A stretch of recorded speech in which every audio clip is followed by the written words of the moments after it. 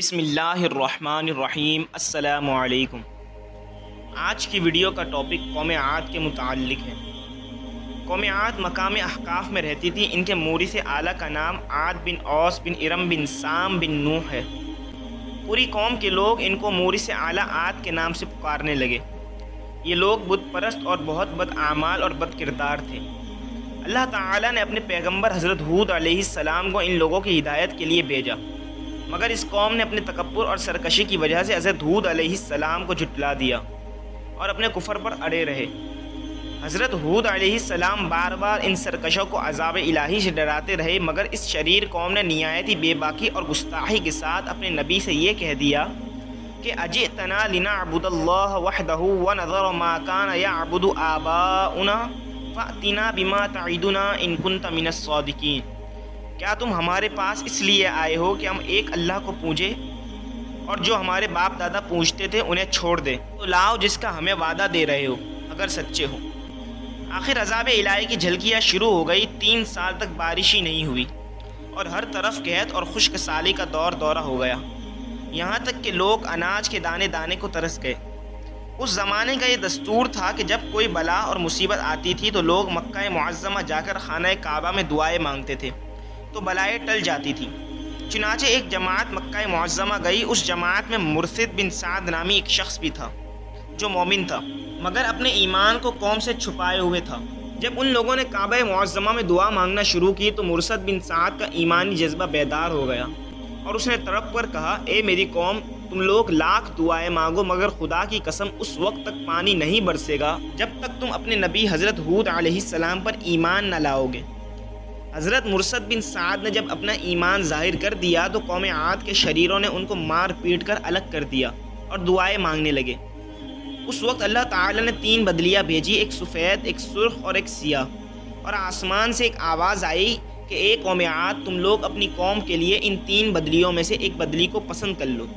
ان لوگوں نے کالی بدلی کو پسند کر لیا اور یہ لوگ اس خیال میں مگن تھے کہ کالی بدلی خوب زیادہ بارش دے گی۔ چنانچہ وہ ابر سیاہ قوم عاد کی آبادیوں کی طرف چل پڑا۔ قوم عاد کے لوگ کالی بدلی کو دیکھ کر بہت خوش ہوئے۔ حضرت ہود علیہ السلام نے فرمایا کہ اے میری قوم، دیکھ لو عذاب الہی ابر کی صورت میں تمہاری طرف بڑھ رہا ہے۔ مگر قوم کے گستاخوں نے اپنے نبی کو جھٹلا دیا اور کہا کہ کہاں کا عذاب اور کیسا عذاب؟ ھذا عارض ممطرنا، یہ تو بادل ہے جو ہمیں بارش دینے کے لیے آ رہا ہے۔ یہ بادل پچھم کی طرف سے آبادیوں کی طرف برابر بڑھتا رہا اور ایک دم ناگہاں اس میں سے ایک آندھی آئی جو اتنی شدید تھی کہ اونٹوں کو ماں ان کے سوار کے اڑا کر کہیں سے کہیں پھینک دیتی تھی، پھر اتنی زوردار ہو گئی کہ درختوں کو جڑوں سے اکھاڑ کر اڑا لے جانے لگی۔ یہ دیکھ کر قوم عاد کے لوگوں نے اپنے سنگین محلوں میں داخل ہو کر دروازوں کو بند کر لیا، مگر آندھی کے جھونکے نہ صرف دروازوں کو اکھاڑ کر لے گئے بلکہ پوری عمارتوں کو جھنجھوڑ کر ان کی اینٹ سے اینٹ بجا دی۔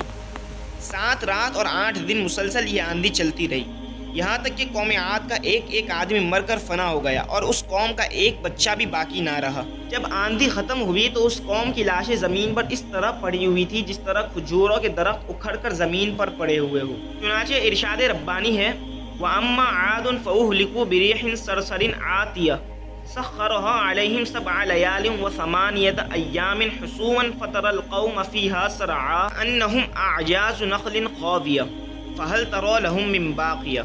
پھر قدرت خداوندی سے کالے رنگ پرندے نمودار ہوئے جنہوں نے ان کی لاشوں کو اٹھا کر سمندر میں پھینک دیا، اور حضرت ہود علیہ السلام نے اس بستی کو چھوڑ دیا اور چند مومنین کو جو ایمان لائے تھے ساتھ لے کر مکہ مکرمہ چلے گئے اور آخری زندگی تک بیت اللہ شریف میں عبادت کرتے رہے۔ قرآن کریم کے اس دردناک واقعے سے یہ سبق ملتا ہے کہ قوم عاد جو بڑی طاقتور اور قد آور قوم تھی اور ان لوگوں کی مالی خوشحالی بھی نہایت مستحکم تھی، کیونکہ لہلہاتی کھیتیاں اور ہرے بھرے باغات ان کے پاس تھے۔ پہاڑوں کو تراش کر ان لوگوں نے گرمیوں اور سردیوں کے لیے الگ الگ محلات تعمیر کیے تھے۔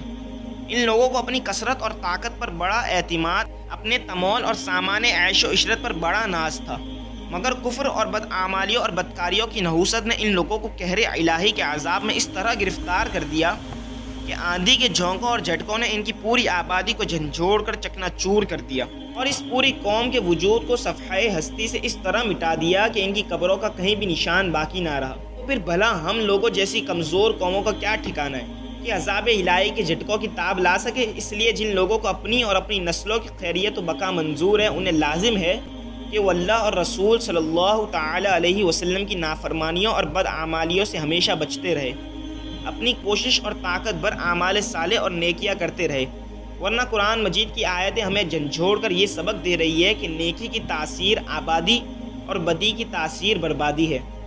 قرآن مجید میں پڑھ لو کہ والمؤتفقات بالخاطیہ، یعنی بہت سی بستیاں اپنی بدکاریوں اور بدعمالیوں کی وجہ سے ہلاک اور برباد کر دی گئی۔ اور دوسری آیت میں یہ بھی پڑھ لو کہ وَلَوْ أَنَّ أَهْلَ الْقُرَىٰ آمَنُوا وَاتَّقَوْا لَفَتَحْنَا عَلَيْهِمْ بَرَكَاتٍ مِّنَ السَّمَاءِ وَالْأَرْضِ وَلَٰكِنْ كَذَّبُوا فَأَخَذْنَاهُمْ بِمَا كَانُوا يَكْسِبُونَ۔ اور اگر بستیوں والے ایمان لاتے اور ڈرتے تو ضرور ہم ان پر آسمان اور زمین سے برکتیں کھول دیتے، مگر انہوں نے تو جھٹلایا تو ہم نے انہیں ان کے کیے پر گرفتار